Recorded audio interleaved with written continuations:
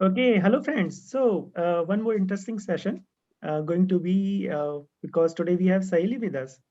Saheli is having 9 years of total IT experience working as a Scrum Master from last 3 years, and recently she cleared a PWC interview. So today we are going to discuss about all those questions, and she's going to share her experience with us. She have multiple offers, so she decided not to join PwC.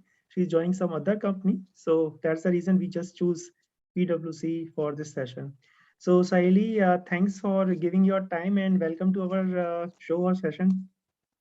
Thank you, Sunan. Thank you so much. I must say your all shows are very helpful for us.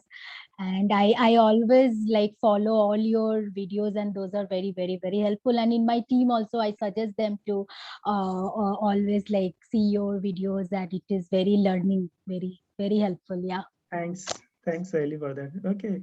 So why don't you tell us about yourself specifically with respect to your role and responsibility as a Scrum Master? Yeah, sure. So my name is Saheli Sarkar and I am having 9+ years of experience in IT industry. I have started my career as an quality assurance engineer. First, I joined in a manual testing project and from there, I have developed my technical knowledge and domain skill more and I moved to an automation testing project, later on performance testing project also.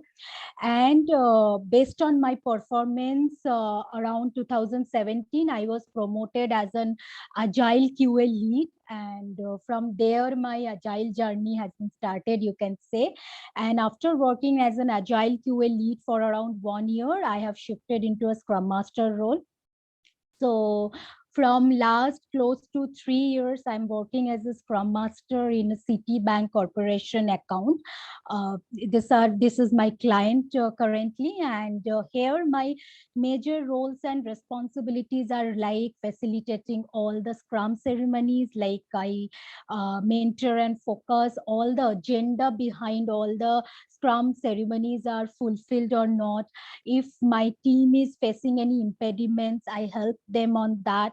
Apart from that, I also with my development team closely assist and help and work with the product owner on backlog prioritizing, backlog grooming, estimations. Apart from this, like I always try to mentor, observe, focus to my team that all like they are following all the agile mindset, like they are being agile, and the Scrum we follow here, the Scrum framework, and that is being followed properly. So whenever what kind of training or mentorship required in my team, I do that. So yeah, so this is like in short my present roles and responsibilities in my project. Yeah. Okay, thanks for that, Sahil. Okay. So here the very first question. So, according to you, what is skeleton of Scrum?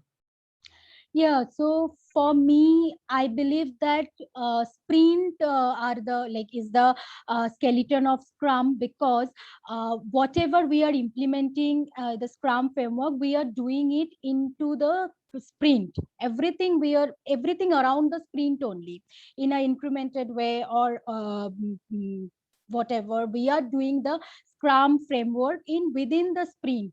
All the ceremonies, everything are evolved in the sprint. So for me, I can see like sprint is as a skeleton of the Scrum, because there only we are implementing the Scrum. Yeah. Okay, and you want to add a little bit about various events within a Scrum and a little bit about if you want to add. Yeah, so within Scrum, the events, what we do is like all the ceremonies, I can say, like from sprint planning to retrospective, we do in our project, and in particular sprint. So first we do the sprint planning, and before we do the sprint planning, we like make sure that the product backlogs items are prioritized properly, like it gone through the invest technique, the backlog item, what is going to we are taking in the sprint are gone through the invest technique, like it is independent, small, estimatable, my team can estimate it. So this all are discussed in sprint planning, and gradually while doing the grooming session, we can refine the backlog items, and we can reach into the final estimation. So that's all in sprint planning.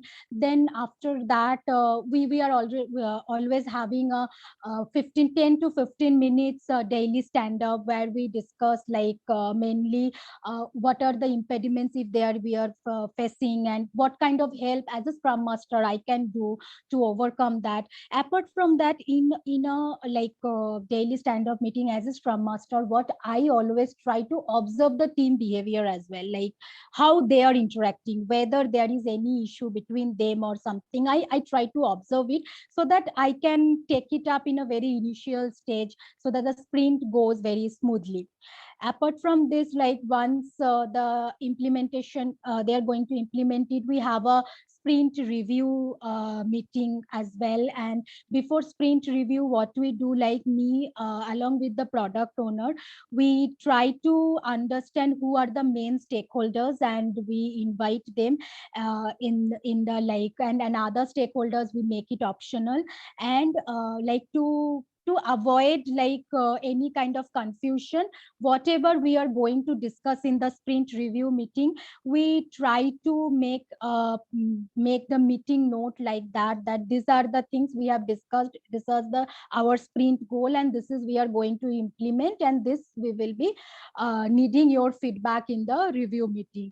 And for with that, I just try to like work with the product owner to identify who are the main stakeholders, and we invite them in the review meeting. So this is one small activity we do before our review meeting, to like avoid any conflict, that who will be going to attend. Sometimes we have this kind of conflict that stakeholders don't need to join, or they are not willing. So when you give them a clear idea why they are required while doing this kind of meeting invitation, then it is clear for them also why they are required. So this kind of one note we send. And in sprint review, we this is a demo what the developer teams give them, and take the feedback, and whatever issues they faced, how they overcome it, all kind of discussions.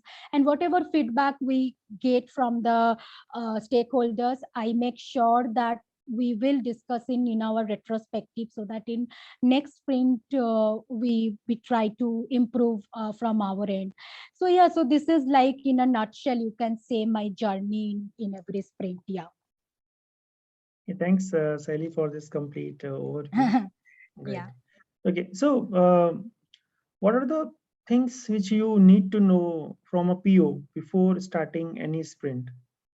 Yeah, sure. So as I said, like the main goal before start any sprint, as a scrum master, I make sure, and also I train my developer team, that they should know before start a sprint that what is the vision of that particular sprint, what are the prioritized item which product owner wants, after discussing with the client or the stakeholders, that need to be implemented in that particular sprint.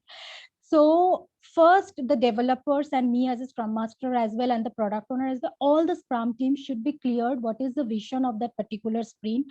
If we are going to deliver that, what is the business impact, what is the impact on the application is going to have.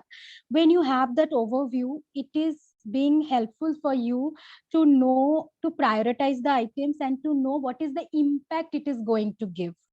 So before starting the sprint, this small overview is very much required. So I always try to be on very particular on this, and I try to make the developer train in such a way that they also have this kind of mindset, that before starting that, they should know why they are doing it. So this is the one thing. Apart from that, since it's our sprint is an ongoing sprint, so what I make sure, like as I said, I closely work with the product owner. What I do is like we try to make sure that whatever prioritized item the product owner is having for the next sprint, before starting a sprint, it should be like maintained. We always maintain a product backlog health metrics where we see like whatever our average velocity of our team, the prioritized backlog item approximately, because that time the planning meeting have not done, the grooming session have not done, so it is not the finalized story point, but at least approximately double of that velocity we should have, so that we know that what how much work we are having, and we make sure that in that particular sprint this much work we have. And we also have a vision of the upcoming sprints when you maintain a product backlog health. And I also encourage my developers as well, at least the senior members from the developers, to attend with me this kind of backlog health metrics preparation or discussing with the product owner, because they are the one who is going to deliver it. So it's better that they also having a clear idea. So these are the three things which I make sure that before starting I should get clear from the PO. After that, in planning, in grooming, the acceptance criteria, user story description, estimation, then we can go on. But these are the basic things I try to make sure that we are aware. Yeah. Great. Thanks, Sally, for that. Okay. Yeah. So next one is again most asked question. It's about conflict. So how are you going to manage conflict with your senior development team, or if you have any past incident, if you want to share with us, that will be also great. Yeah, sure. So when we are working as a team and all are from different background, different experience levels, so conflict is very common thing. So yeah, I also faced this. We also all faced this. So I will like to give you one example of one recently happened incident. What happened that, as I told you, that in every stand-up meeting, I try to read their behavior as well, apart from listening the sprint progress or the impediments, all that. I also try to make sure that my team's mindset is healthy. That is very important. I believe that psychological health should be very good for any sprint. So I always try to observe closely how they are behaving with each other. From there, in very early, I try to capture like if any problem they are facing. So currently what happened that in one or two Scrum meetings, I have seen that one senior developer and one junior developer who has joined the team very recently.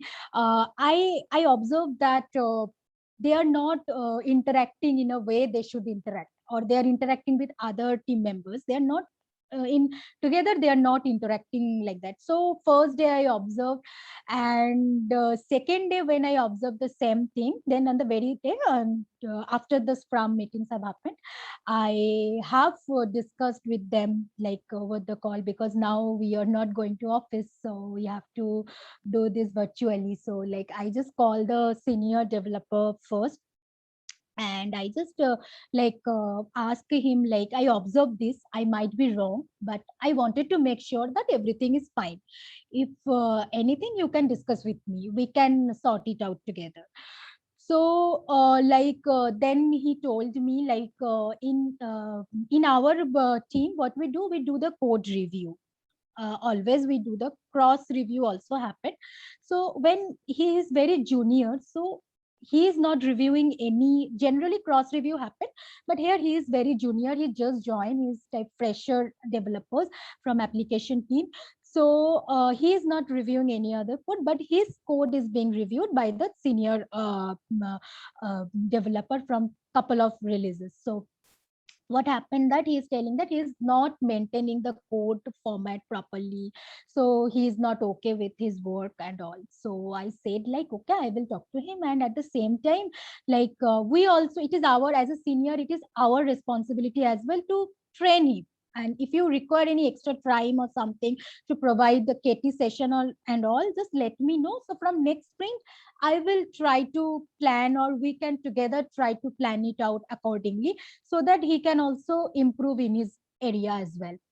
So this is a discussion I have with him, and at the same time with the junior developer as well. I did a discussion, and he told me like he forcefully tried to make out mistakes from my code, and few error can be like ignored. And also there I just wanted to tell him like, yeah, like whenever you are feeling like that, did you ever ask like what I can do to improve this? What is your suggestion? Like when you are saying that this is not up to the mark, this code is not up to the mark, maybe not generalized or something, then what have you ever asked like, give me some suggestion as a senior that what I can implement to make it more better? So he said like, no, I didn't ask him. I said like, I can understand your concern, but at the same time you ask him as well that what is the improvement area, how I can improve the code more, like you saying like this is not up to the mark, so what I can implement so that I can, because he is a senior member. So it's a good learning opportunity, believe me, for you as well, to work such a experienced person. If you ignore few things and you just take the learning part from him, and I can understand your concern as well. To avoid that, what you do is like, after the discussion, review discussion, you drop him a one-to-one mail. Don't keep in CC anyone. One-to-one mail. We have discussed this. This is a suggestion you gave, and with that, I am implementing this. One or two release do that, then I think it will be going better. And you also, believe me, as a junior member, he's a vast knowledge on this application. So it will be your learning purpose as well if you just put aside few things. And as per you, to address your concern, you can drop a mail one-to-one like, this is your suggestion, I from now on I am implementing this. And there, from your side also, there might be some more idea. You can also tell that, okay, you are saying this, but I believe that this will be very more helpful. So like that, you can always have a healthy discussion. So yeah, so like I can say like, when you, as a scrum master, when you will give them a belief that your concern will be heard, I think you will be like, not in a very like on the very day, but yeah, down the line, conflicts can be managed. Yeah. Thanks, Ellie, for a detailed explanation. Yeah. Okay, thanks. So let's move on to the other next question. So tell us about any one quality which you think Scrum Master must have, according to you. Servant leadership, the one I just after hearing the question, I remember is servant leadership, change agent. So these two, I Can you just just explain like a little bit with some example or with some scenario, like what do you mean by change agent or a servant leadership? yeah, sure. So while we are working in agile, whatever framework we are using, but it is at the end of the day agile. The process we here may be different. So agile means there can be change. Anytime there can be change, and we should be adaptive enough. That also our principles also says that we should be adaptive enough to adapt that change. So as a scrum master, I should be like optimistic enough, or like I should be adaptive enough for the change without fearing like how we will behave in the change. The scrum master should be adaptive enough that they can adhere the change, and accordingly they can decide what can be done in the next in the sprint. Because as a scrum master, we can see like in terms of sprint, in terms of requirement, anytime change can come. So it is not that always you have to accommodate that change, but you have to be adaptive for that change. You have to be that decision making skill, that where whenever you are having any change, how you are behaving on that. You should be courageous enough to take that, to adapt that, and to find a solution how to implement it or how to take it forward with that change. So this is the change agent. I think in any agile we should be having this nature. It is not like as a scrum master, but who are following the agile, to promote, who are promoting the agile, they should have this change mindset at very first level, because this is the one very major reason we are adapting Scrum or other frameworks in Agile.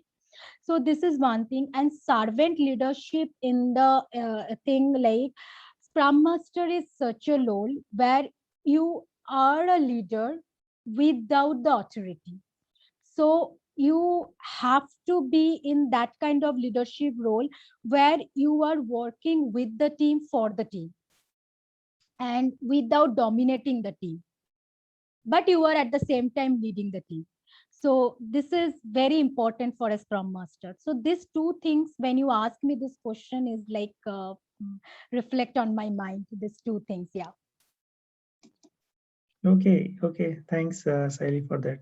Okay. Yeah. So, according to you, do you think that Scrum Master need to be a technical person? For me, like if you say, it is not a must have quality for a Scrum Master, but like good to have. If you go with the mosque technique, it is like good to have.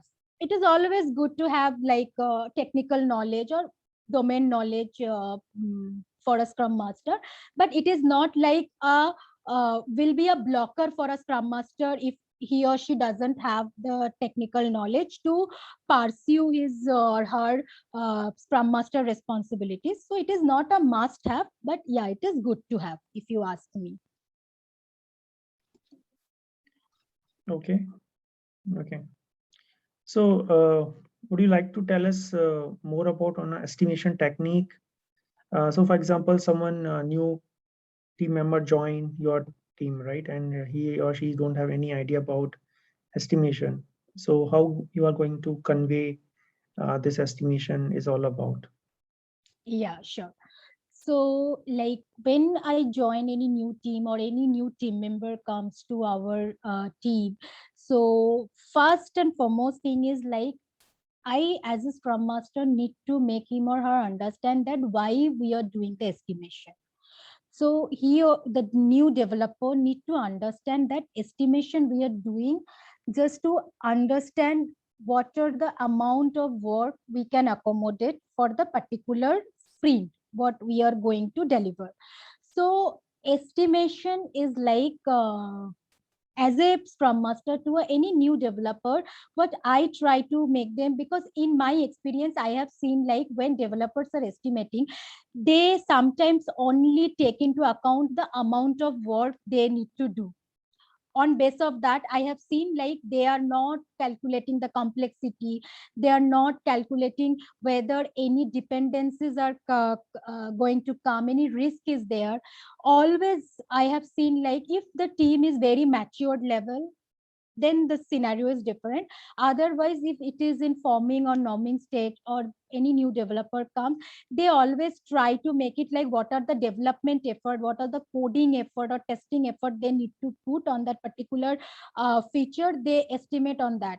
So as a Scrum Master, when a new developer is coming, I make sure that they know what is estimation and what is the agenda behind the estimation, what is the checklist of that estimation, what is the story point they are going to give, that is completely based on their decision, because they are the one who are going to deliver it, who are going to actually from the ground level going to work on it.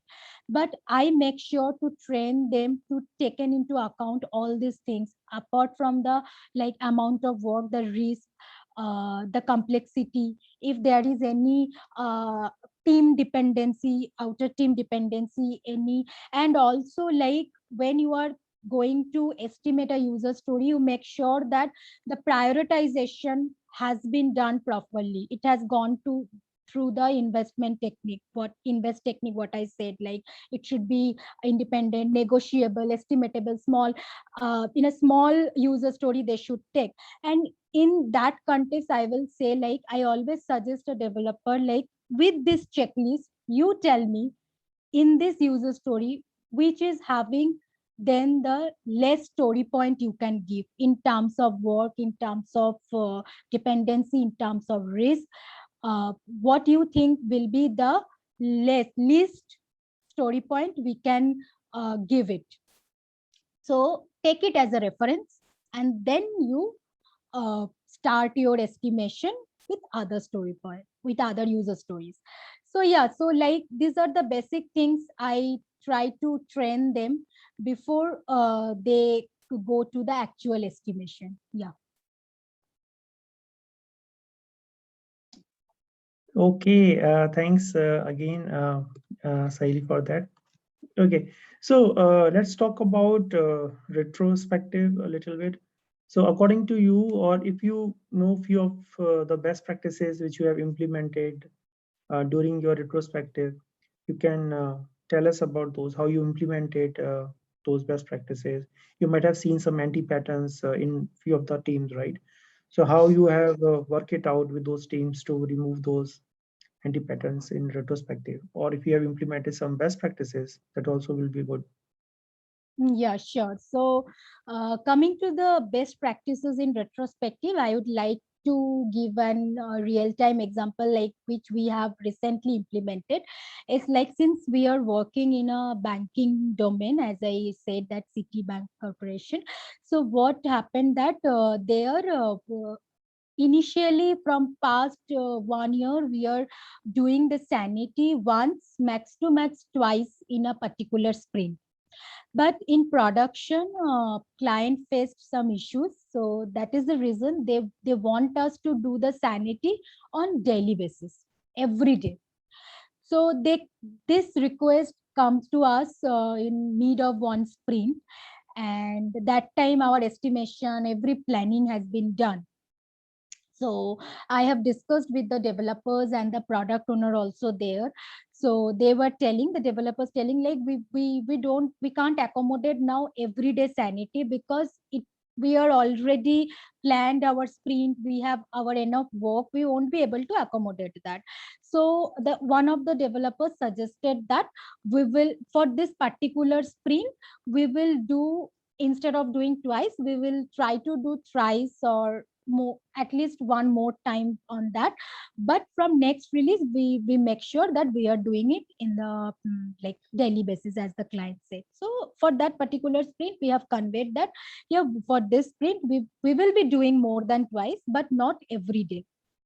So we will be from the next sprint onwards, we will be doing it on daily basis. So I at that time make sure that in retrospective we should like discuss this point. This is very important, because this is directly the business impact is happening if any production issues are coming and all. So in retrospective I discuss this point, like, yeah, so we have committed that from next sprint onwards we will be doing the sanity on daily basis. So what plan you have, like so can, one suggestion I gave, can we automate that process instead of manually doing the sanity every day, can we automate it? So the developers told, because I suggested that, because we are already having our regression scripts, so we can like a main functionality we can take it from the regression script and we can make it a one sanity script. And it is not like we have to do it from scratch, because already all those functionalities are prepared as part of the testing.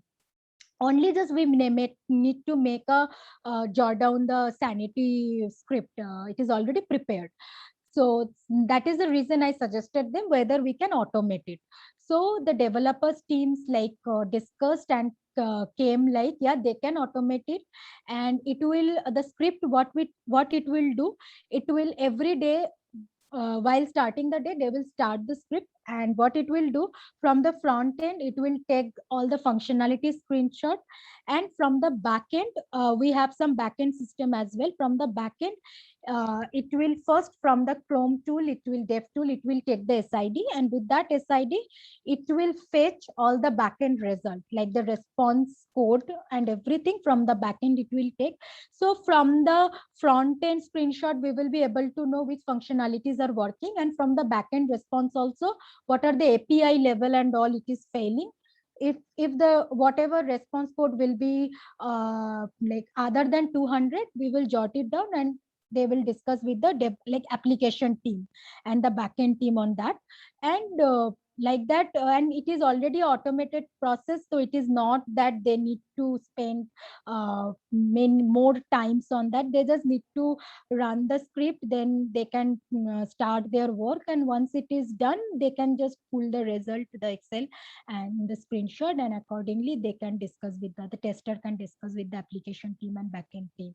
So it will save our time as well, and it will fulfill our client requirement as well. So we have also discussed this, and the client was very happy with this approach, that we are automating the whole process, like without affecting our hours and all. We are not giving much time, at the same time the idea also gets fulfilled.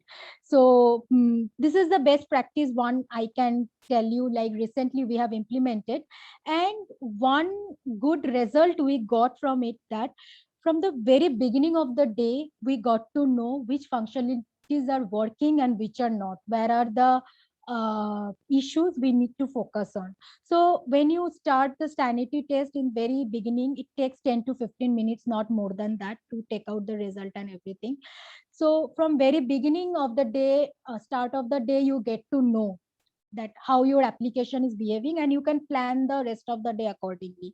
So on that sense also, we saw that it is very helpful. So yeah. Okay, thanks, Sally, for the detailed explanation. Thank you. Yeah, thank you. Okay, okay. So this question I have seen is coming up quite frequently nowadays with a lot of interviews.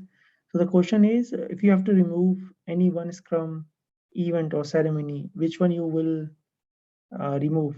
And you have to remove. You cannot just give me political answer that everything is important. We have to remove any one. Which one it is? Yeah, so like as you said, I have to remove.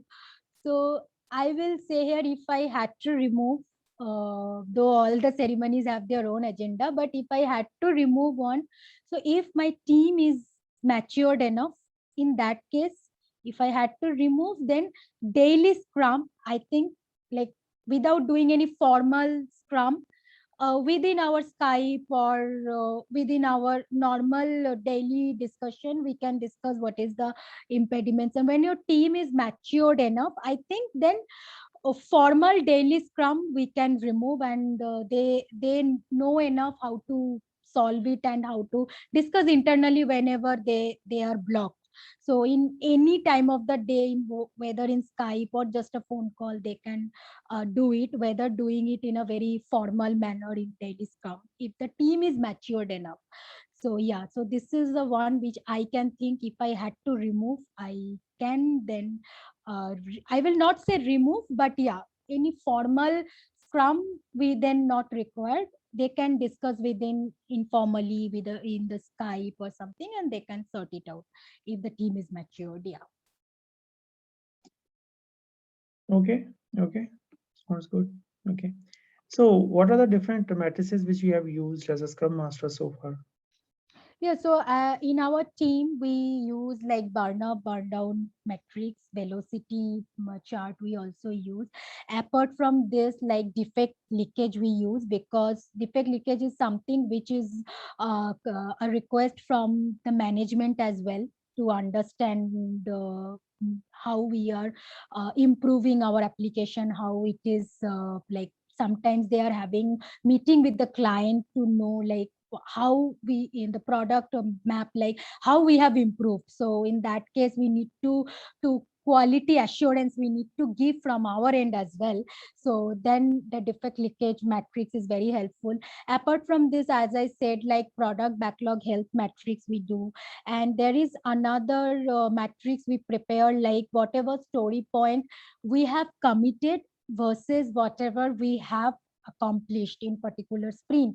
So there, the more we are accomplishing, the more I can like show the management that my team is improving, whatever we if in terms of accomplishing the story point, if we can see the improvement.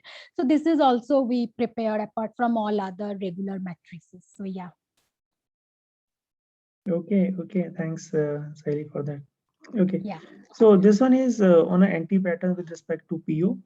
So if you can share some of the example of maybe in your past project or something which you might have faced, something which is anti-pattern for a PO and which you have faced and how you have resolved that anti-pattern. Yeah, Sahili. sure. Yeah, sure. So, what and regarding anti-pattern, like one, I would like to. There are many, but I would like to address here one. It's like in terms of technical depth. Like I have seen that in my real-time experiences that when application is going good, sprints are going smoothly. If the team wants to work on the technical depth, and during the estimation discussion, during the capacity planning discussion, product owners sometimes try to overlook the technical depth planning. Like we also need to work on it. What happened, that one real time example I would like to give, we were working in a module called statement module. So as per the module, it is like all data will not be having the statements. Only the eligible customer will be able to see their last 6 months statements. But what happened that we were in a particular sprint, we were facing some data issue, and PO also not sure on that what kind of accounts will be required so that they can see the statements for that particular account. So the what development team did is like, on that sprint the vision was like we should be able to see the statement and download the statement. So for that particular sprint, the development team has hard coded it, like every account the statement will be visible and will be able to download it. So yeah, that functionality got passed, like yeah, okay, the statement was seen and the PDF was also generated, PDF format and everything is fine. So in the next sprint planning, in the retrospective also I have discussed like, but we have to generalize it, like we need to be do it like for the eligible customer only they are going to see, because that is the main requirement from the client side. But I see like my developers also told like PO is not ready because he is telling like, yeah, statement is working fine, why we are now will be giving extra time on that. Client may ask the question why in the very first stage we have not implemented it, like that. So like my development team was not very happy because they knew that after 2 to 3 sprint, if it goes to the production, then it come back to them, it will be a huge reward. So technical debt is good until it's like financial debt only, until we are repaying it. Once you stop repaying it, it's like a huge. So like what I did at that time, like with my developers, we had a discussion with the PO, and that what is the impact is going to happen if we don't pay attention is very initial stage. What kind of rework? Now maybe client will ask one question, why you have not done that time? You can say that, okay, we were having data issue, account issue, we will be going it in next sprint along with other tasks as well. But when it will go on to the production level and this much rework you have to do, at that time the escalation will be very big. So as a product owner, sometimes we need to like remind them that one of their responsibility is to maximize the quality, instead of like whatever the prioritized item, what is the best feature, implementing that. You have, as a product owner, they need to maximize the requirement as well. Whatever we are implementing, that should be value would be maximized. That is also one of the product owner goal, I believe. So I discussed with him like, here where we are maximizing the value, we are hard coded it. So it is not, it is halfly fulfilled. Maybe the statement is working is not the idea. The idea is the eligible customer should also see the statements. So then he understood like later point of time it is come to him or come to us, then the rework will be more. So we might not accommodate that, we might not take that risk. So after 2 to 3 discussion he agreed. So yeah, that is one anti pattern I will say I always seen, that technical debt is somewhat avoided by product owners. So we need to make them realize that what is the impact is going to have in future if we are not repaying it, as I said. Yeah. Yeah, thanks, Sahili. Yeah, I think Yeah. we are done for today. Thanks again very much for your the way you have explained all these questions, and I'm definitely sure that whoever is going to watch this session, definitely they are going to learn something new. The way you have framed your answers is pretty good. You have taken a time to explain in length, so that's again a good thing. So yeah, thanks, Sahili, with this note, and I hope we will going to see you in next session, and all the best for your new job. Thank you. Thank you so much. It's my pleasure to be a Thanks. part of your program. Yeah. Thank you, Sahili.